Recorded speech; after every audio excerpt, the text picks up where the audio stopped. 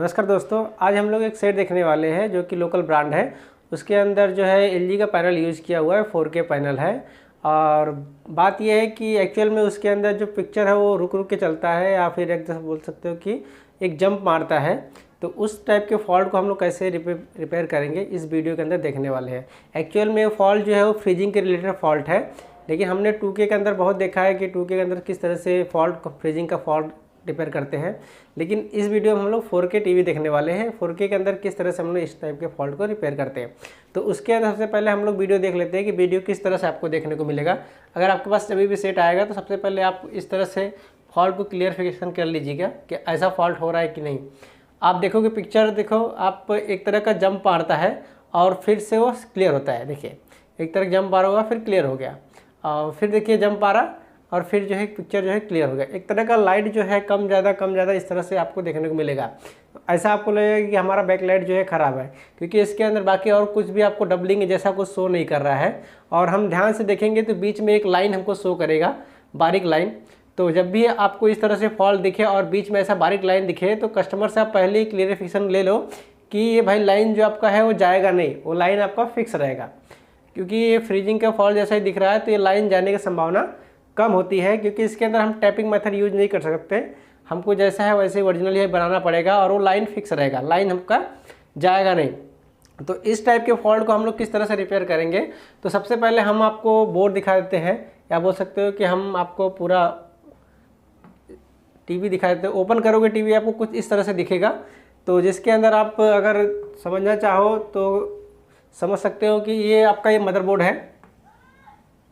ये आपका मदरबोर्ड है, इसके अंदर से एलवीडीएस आया हुआ है आपके टिकॉन में, जो कि ये 4K टिकॉन है।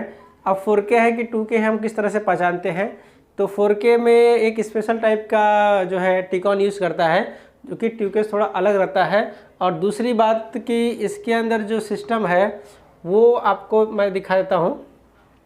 जो आपका 4K टिकॉन होता है उसके अंदर कभी भी आप देखोगे तो जो लाइन होती है वो एक साइड से जाती है। जो लाइन होती है जिस साइड से आपका सप्लाई जाता है बिल्कुल उसके अपोजिट साइड से आपका डेटा लाइन जाता है। अगर हम 2K की बात करें तो 2K के अंदर क्या होता है कि जिस साइड से आपका बीच में आपका सिग्नल जाता है, बाकी आपके साइड से सिग्नल जो है डेटा लाइन नहीं रहता है। आपका जो डेटा लाइन होता है बीच से जाता है, बाकी लेफ्ट और राइट से आपका एक साइड सप्लाई एक साइड से सिग्नल ले जाती है। ठीक है, तो यहाँ पर जो 4K होता है उसके अंदर जो है एकदम बोल सकते हो आपकी, अगर मैं इस तरह से खड़ा हूँ तो राइट साइड से पूरे सिग्नलें जाती है। जो RX वाला सिग्नल होता है वो पूरे एक तरह से कॉर्नर से जाता है। अगर यही चीज़ हम मदरबोर्ड में देखें तो मदरबोर्ड में भी आपको कुछ इसी तरह से देखने को मिलेगा।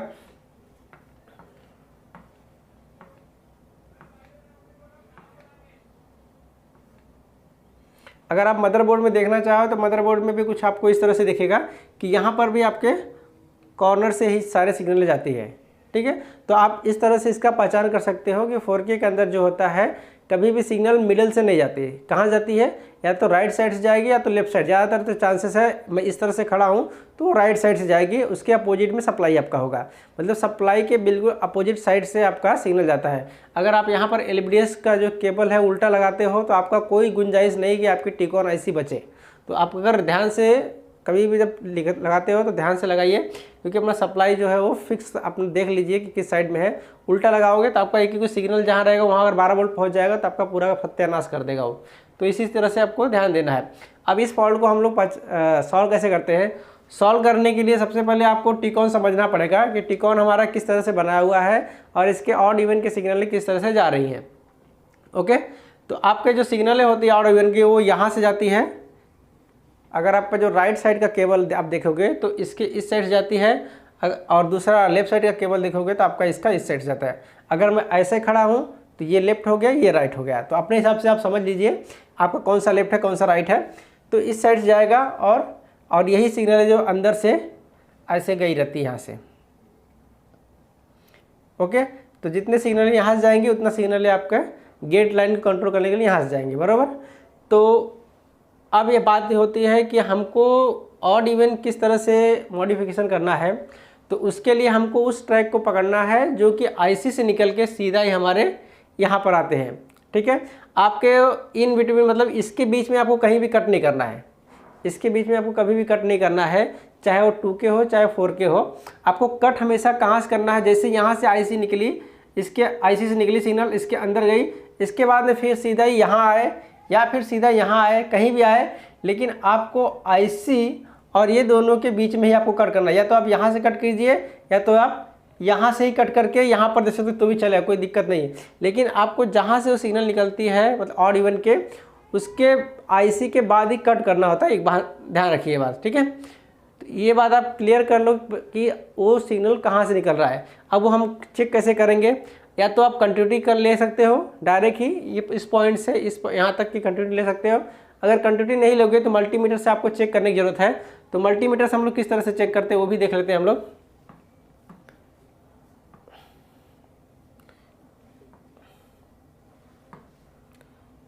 अगर आपको मल्टीमीटर से चेक करना है तो मल्टीमीटर से आप इस तरह से चेक कर सकते हो कि जैसे आपका जो ये मल्टीमीटर है और आपका ये टिकॉन है, आपको पॉइंट से टच करके देखना है। आप देख सकते हो यहाँ पर -15 वोल्ट और 28 वोल्ट, मतलब कि उसके ऊपर VGH और VGL क्या होता है, वेरी होता है। और ऐसा यहाँ पर 2 पॉइंट होगा, एक पॉइंट नहीं होगा, ऐसा यहाँ पर 2 पॉइंट होगा, ऑड और इवन। ऑड पे भी VGH VGL आएगा और इवन पे भी VGL VGH आएगा, ठीक है। तो उस पॉइंट को आपको सबसे पहले मल्टीमीटर पे आपको सीधा ही चेक कर लेना है। तो आप चेक करोगे तो आपको कंटिन्यू लेने की कोई ज़रूरत नहीं, आपको मल्टीमीटर ही शो कर देगा कि कहाँ पर आपका VGH है और कहाँ पर आपका VGL है और किस पॉइंट पे वेरी हो रहा है, ठीक है। तो ये दोनों जो पॉइंट हैं यहाँ पर ही वेरी हो रहा है, ये दोनों पॉइंट पे इस टिकॉन के अंदर। बाकी अलग अलग टिकॉन का अलग अलग फंडा है, लेकिन इस टिकॉन पे वहाँ पर ही वेरी हो रहा है।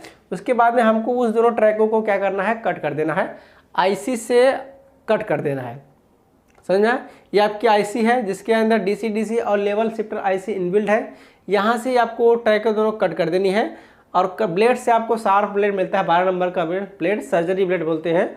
उस ब्लेड को लेके आपको इस दोनों ट्रैकों को यहाँ से कट कर देना है और बहुत ही ध्यानपूर्वक कट करना है और एकदम, ताकि आजू बाजू के जो बारीक बारीक ट्रैके हैं वो आपका कट ना हो और सही तरीके से आपका ये ट्रैक जो है कट हो जाए। ओके, ये बात आपको ध्यान रखना है। उसके बाद जब ये आपका कट हो जाएगा तो आपको करना क्या है, आपको सबसे पहले आप जब वीडियो देखे तो जिस पॉइंट पे सही हो रहा था तो उस पॉइंट का आपको सप्लाई चेक कर लेना है कि उस पॉइंट पे कितना वोल्ट रहने पे वो चीज़ सही हो जाता था। या तो 2 ही सप्लाई था वहाँ पर, VGH और VGL, या तो VGH पे सही होगा या तो VGL पे सही होगा, बाकी और तीसरा सप्लाई उस पर कोई है नहीं। आपको वो एक बार क्लियरिफिकेशन हो जाएगा तो आपको क्या करना है, अपने टिकॉन पे सीधा ही ये दोनों पॉइंट को आपको खरोचना है और खरोचने के बाद में आपको जो पॉइंट पे वोल्टेज सही हो रहा था उस पॉइंट पे वो वोल्टेज दे देना है, ठीक है। जैसे कि मैंने एक इंसुलेटर वायर के ज़रिए, जो कि एक बोल सकते हैं आप आइसोलेशन किया हुआ वायर है, जो आप ज़्यादातर मिलता है, जंपर वायर बोलते हैं हम इसको। इस वायर से आपको जंपर देना है, ठीक है। एक पे VGH और दूसरे VGL। इस पॉइंट पे आपका VGH आता है और यहाँ पर आपका VGL आता है। तो आपको जिस पॉइंट पे जो वोल्टेज मिलने पे सही हो रहा था वो पॉइंट पे आपको वोल्टेज देना है। और जैसे ही आप ये वोल्टेज दे दोगे तो आपका काम जो हो जाएगा और वो आपको पिक्चर कुछ इस तरह से देखने को मिलेगा। देखिए अभी हमने वोल्टेज दे दिया है ये सब।